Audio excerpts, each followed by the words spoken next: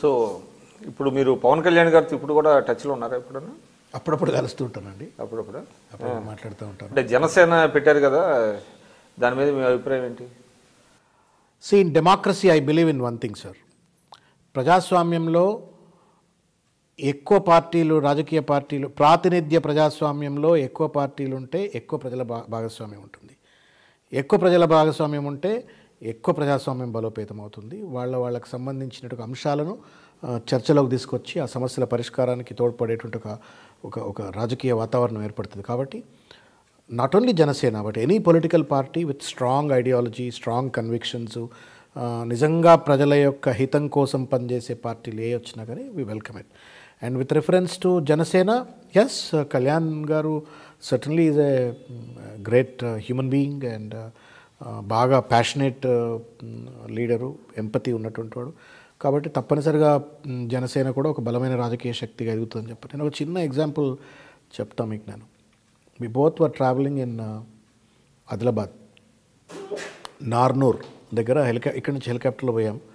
నార్నూర్లో దిగాం, ప్రజారాజ్యం క్యాంపెయిన్లో ఉన్నప్పుడు దిగిన తర్వాత పల్లెలంతా తిరుగుతూ ఉన్నాం మేము.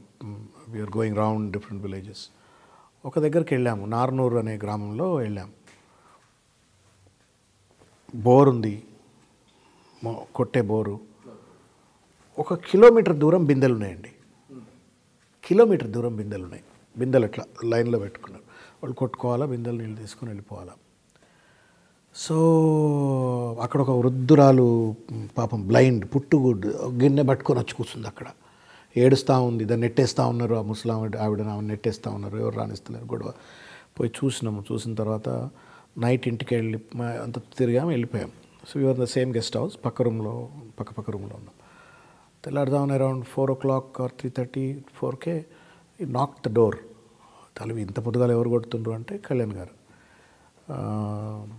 శ్రవణ్, మంచినీళ్ళు తాగబుద్ధి కావట్లేదు నాకు, ఈ మినరల్ వాటర్, మనమేమో ఇన్ని రూపాయలు పెట్టి మినరల్ వాటర్ తాగుతాం, పాపం వాళ్ళేమో బోర్ నీళ్ళు కూడా తాగడానికి ఇబ్బంది పడుతున్నారు. You should do something about them, ఏదో ఒకటి చేయాలి మనం వాళ్ళకు అని. అప్పటికప్పుడు ఆయన అందరం అనుకొని we called up a contractor, rig మిషన్తో మాట్లాడి వితిన్ 2 days బోర్ వేసిండ్రు. అక్కడ ఏం చేసాం బోర్, ఇక్కడ నార్నూర్లో కళ్యాణ్ గారు ఇనిషియేటివ్తో, సొంత డబ్బులతో అందరూ కలిసి. ఆయన డబ్బులన్నీ ఆయన, థాట్ అయిందే, డబ్బులు ఆయన, కళ్యాణ్ గారే.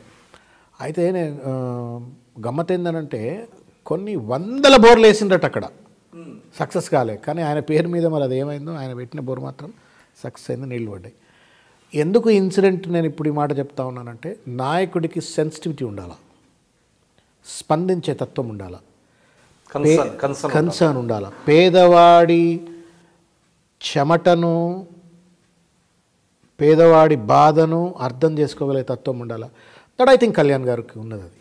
అది ఆయన యాంటీ కాంగ్రెస్ కదా, మొన్న కూడా కాంగ్రెస్ బచ్చా అంటే దేశకో బచావో అని ఒక పిలిపించి కాంగ్రెస్ని తరిమి కొట్టండి అని ఒక పిలిపించి. ఇప్పుడు కమ్యూనిస్టుల్లో మంచి నాయకులు లేరా?